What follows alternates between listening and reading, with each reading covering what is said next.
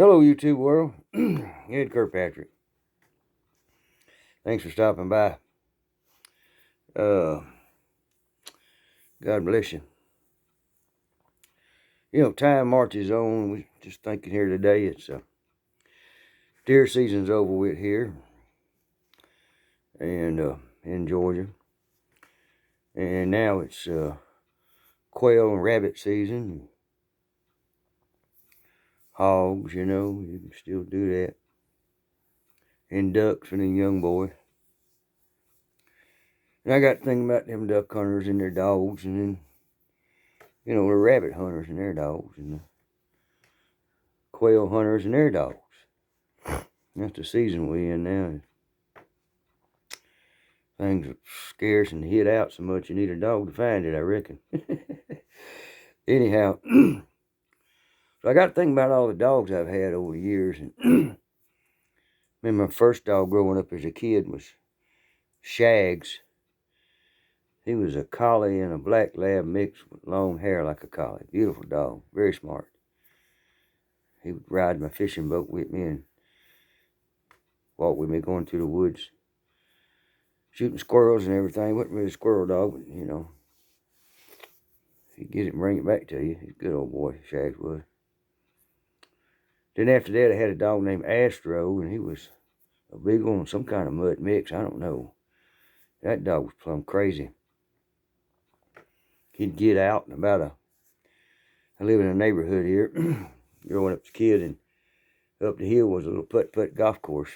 Well, if we wasn't careful on Friday or Saturday nights, the guy would be calling us from the putt-putt golf course, saying Astro's up here chasing balls and ain't nobody play. And he's peeing on the little windmill and you got to come get him. So Daddy, boy, where's your dog at? No, he's in the backyard. No, he ain't. Come on, get in the car. Let's go. Oh, boy, Astro got me in so much trouble. Anyhow, then I remember that. After that, I got a dog named Elton. He was a white Labrador Retriever. Not blonde, white. He's albino. He had two blue eyes, and the skin around his eyelids was pink, and in his ears was pink. The bottom of his paws was pink. Beautiful dog, snow white, just like the shirt.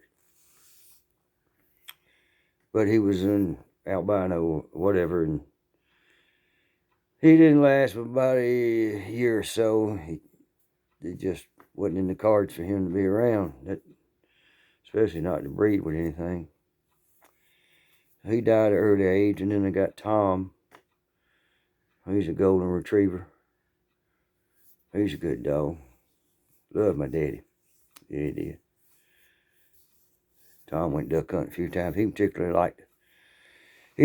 like to get out there and bust ice and bring the duck back, but he would. But yeah, he'd rather be at the house by the fireplace.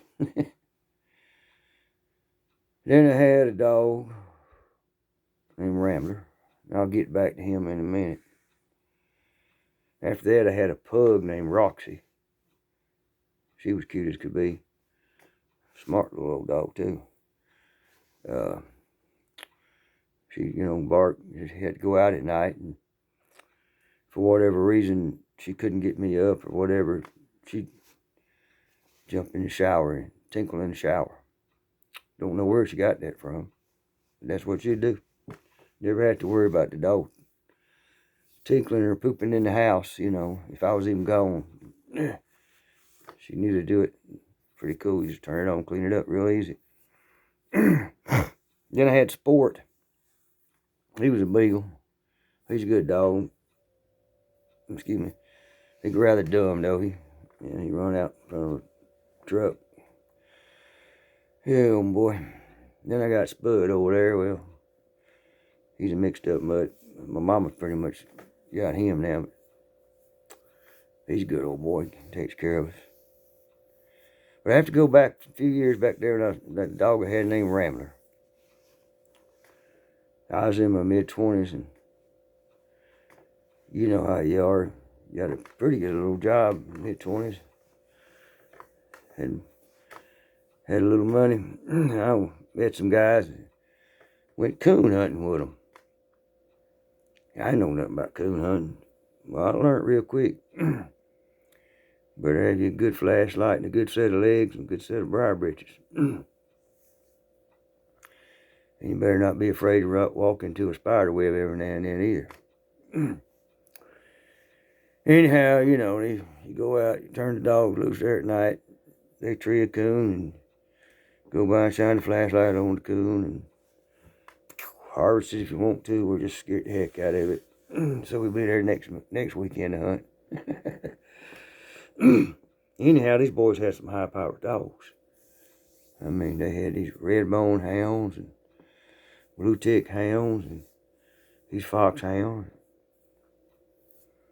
Boy, I got interested in it. I wanted, get me one of them dogs, I want a coon dog, yeah.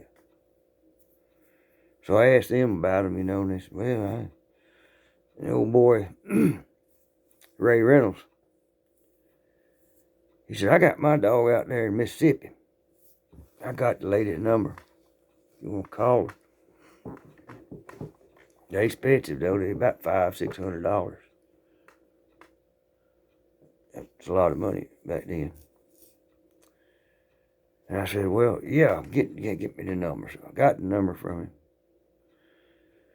Called out there to Tremont, Mississippi. That's northeastern Mississippi. And I had an old 73 half-cab Bronco back then with a 302 souped-up motor with cam headers on it. And a little short half-cab Bronco. Back part was a little truck bed, and then you had two people sitting in front. You let out the clutch, and that thing jumped 5 foot. You had to be careful. That motor's a blue. Anyhow, called that lady. Yeah, she had a puppy.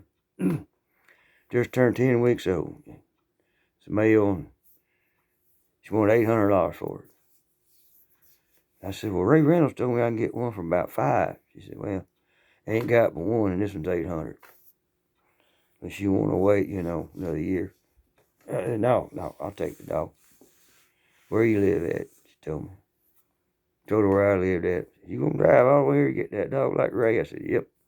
All right. So anyhow, I fired that half-cab Bronco and I drove all the way out there to Mississippi. And it was about this time of year because, it was coon hunting season. I was getting involved in coon hunting. And Lord knows it started sleeting and then snowing when I got in North Alabama. And then when I got over in Mississippi, it was about 2 inches of snow. And this old Georgia boy driving this hot rod, 4-wheel drive.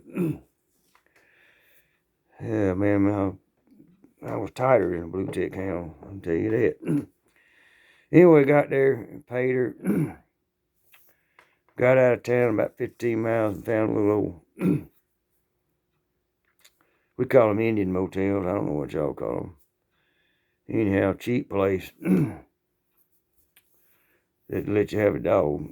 Of course, you had to pay a little extra, but that's not. But anyway, got up next morning, drove on back. And just driving back, Rambler, he'd bark a lot. He's in the back truck in a cage, I said, well, we're going through all this traffic, going through Birmingham and cars on either side of it, and going through Anniston, Alabama, and then we got to go through Atlanta. And I just figured something he ain't never seen. He probably hadn't. I figured he's just barking at him. We'll get home, get him settled down and everything, get him something to eat, and, play with him just a little bit. And he's 8 weeks old, still a puppy. Got him a nice place out there. I already took care of that before I left. Nice place out there with a heat lamp on top of the doghouse. Nice toasty 65 degrees in the doghouse. Plenty of straw to lay on, a couple toys to play with. And all he needed was a television, didn't he? He'd have been set. But he barked a little bit that night, But anyway, as time marched on, I started training Rambler. And he pretty much, I you can buy this coon scent. I'd put it on a little rag on a string. I'd drag it behind me through the neighborhood here at night. I'd turn him loose, get him on the smell, let him go. He'd follow that. I mean, I could go around a pine tree. He'd go around the pine. He'd follow that scent that way. Boy, I got good in here. He'd be barking like crazy, though. Porch lights would be turning on, backyard lights would be flipping. I'm like, oh, God, Rambler, shut up. You're doing good, son. Anyhow, so I said, well, I got him at that. I'm going to train him on deer. Yeah, so I got about a pound of deer meat out of the freezer and let it thaw out real good. You know, anybody knows what I'm talking about. A lot of blood's going to still come out of that deer meat after you freeze it and it thaws out. So I put that blood on a rag and I got out there a few times and did that thing with the deer blood. I'm going to make me a tracking dog out of him, too. Good tracking dog. Somebody kills a trophy deer, they'll pay you $500. Come find that deer for them. So, yeah, we're going to do that deal, too. Just a little way to make some more money. So, got Rambler trained on that. Got Rambler into coon hunting. And the old boys call me, hey, man, how'd your dog doing? You won't let him come with us? Yeah, I won't. Yeah, man. So I let him come, you know. They get out there and eat and let all the dogs out. Rambler gets out. He's a little puppy. All the other dogs go and sniff of him and don't pay him too much attention. They kind of like, okay, boy, you better keep up. We fitting to run.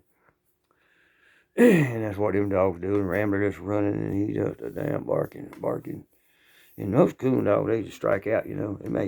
They get on the scent, they may, you know, let out a bellow. And I ain't going to sit here and try to bark like a coon dog now. Sorry. That entertainment value right there is going to have to come later. There's those buds snoring over there. Doggone. Anyhow, you know, they would let out one and that's kind of let all the other dogs know I done found something. Well, Rambler, he barked. He thought you were supposed to keep on barking. And guys, you know, he said, hey, man, the dog scared the dang coons away. Keep barking. I said, yeah, I don't know what's up with that. He said, well, you know, you need to train him where he bark when he strikes a coon, but then he don't bark again, and they have a different bark once they get him treed. They have a different bark when they're chasing him. And they'll have a different bark when they get him up the tree. That's like three barks. Three types of bark. Bark, they done got on the scent. Bark, they seen him and they chasing him. And then the bark, they got him up the tree. So, all right.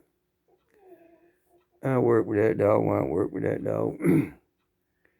And just bark. And then get him home out here in the backyard at night. Bark. Gosh darn, bark. Go out there and try to settle him down. 15 minutes later, he's barking at the moon. Whatever he could bark at, dog. Bark all night long. But y'all know how neighbors are. I got one, so he come over one evening, knocked on the back door. I couldn't hear the dog barking. He could hear it, though. He's one of them slept with his windows up and down, or always a window crack. I don't know, but he could hear the dog. He said, man, I'm tired of this crap. I can't get no sleep. You know, we like to go to bed early. We like to get up early. He said, I can't go to bed. And then when I get up, I hear the dog. You got to do something with that dog, man. I'm working on it, you know. And 3 or 4 nights later, here he come again. Over there, and, hey, man, you got to do something with that dog. So he said, I am sick. I'm tired of this. So I tell you what, you do something with that dog, or I'm getting a lawyer. Oh, crap. All right. I'm thinking, oh, man. So I called my buddy Ray Reynolds up. You know, he already had one blue tick hound. Beautiful dog. You know, they white and blackish blue and have a little bit of brown on them here and there. Stink, though. When you pull the hair back and look at their hide on a blue tick hound, the hide's a dark blue. The skin is a dark blue. And it's got a particular smell to it. It does. Anyhow, said, Ray, man, Can you keep Rambler for a little while till I can figure something out here, you know? Keep Rambler. He got no Ray. He worked on cars and sold spare Harley parts and all that kind of junk. Never had a real job. Just did what he wanted to do. All we managed to squeak out a living. He said, well, I can't take no dog out here. I ain't got enough food. Hard to feed the ones I got. Well, I said, I'll buy you some food. I mean, he said, well, how long you want me to keep? I said, I don't know. I got to work something out. This neighbor says he's going to sue me or get a lawyer involved.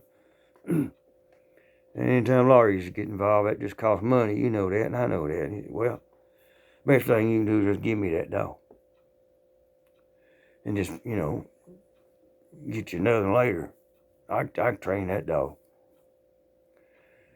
I said, all right, Ray, you can have the dog. All right.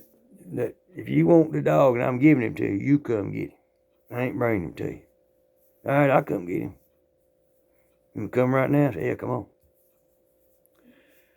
So I hung up the old telephone there. About an hour later, Ray lived out in Sticks. About an hour later, he gets here. Gets that dog up and everything. And he said, where's your food at? I said, oh, let me get it out, you know. So I give him all the food I had because I ain't going to have no dog for a while. And then, of course, Rambler, he's just barking. Damn, that dog ain't shut up yet. I said, no, he's been barking. All right. So, you know, he left. And then next day, I got one of them little yellow cards in the mailbox. And it said I had a certified letter. I need to go pick it up at the post office. And I'm like, oh, man. It's either the government or it's a lawyer. That's only people send certified mails when the government's involved and some lawyer done got involved. I said, well, I got rid of the dog, so I know it's probably some papers from Swizzlehead live next door where. So I'll make a trip down to the post office, have to stand in line, give them the card, sign for it, and get out back to the Jeep. Open it up. It wasn't from no lawyer. It was from a magazine called Shooting Time. Said I done won a all expense paid hunt to Maine. And a gun. And they needed me to contact them so they could get everything arranged and need a FFL dealer to send a gun to. And I'm like, wow, boy, I thought this was going to be bad. But this ain't bad. So I come back home, you know, told everybody in town, you know how it is. About 3 days later, I got to thinking about Rambler. So I wonder how Rambler's doing. Let call old Ray. He called the other night, said they were going coon hunt, but I wasn't going in the rain. Yeah, coon hunt's rough, man. Up and down these hills and creeks and valleys, and then we got swamp here. Train can change only in 40 yards and then change back to something different. So I called old Ray up. Said, Ray, Ian here. How you doing, buddy? How's Rambler doing? Rambler's dead. So what happened to Rambler? He coughed himself to death. I said, he said, you don't want to know it. But he ain't with us no more. I don't know. Yep, he coughed himself to death, Ed. I said, doggone, did you call the vet? He said, what for? I said, oh, never mind. I think I done figured it out. All right, Ray, have a good one there, bud. I was just checking. Yeah, well, don't worry about it. I got a little food left if you want it back. I said, no, I ain't got no dog. I'm good. You can have it, Bubba. Yep. True story. Rambler. He would not shut up. Man.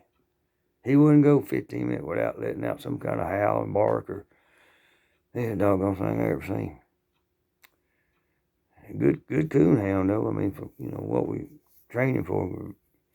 He's going to be a real good deer tracker. I was going to make some bucks off of him, but he just wouldn't shut up barking. So I guess, folks, if you hear somebody out there barking a lot, and just, give them time. They ain't going to bark forever, I can tell you that. God bless y'all. Ed Kirkpatrick. Hope you enjoyed it. Hope it made you think. Hope it made you laugh. Adios, YouTube world.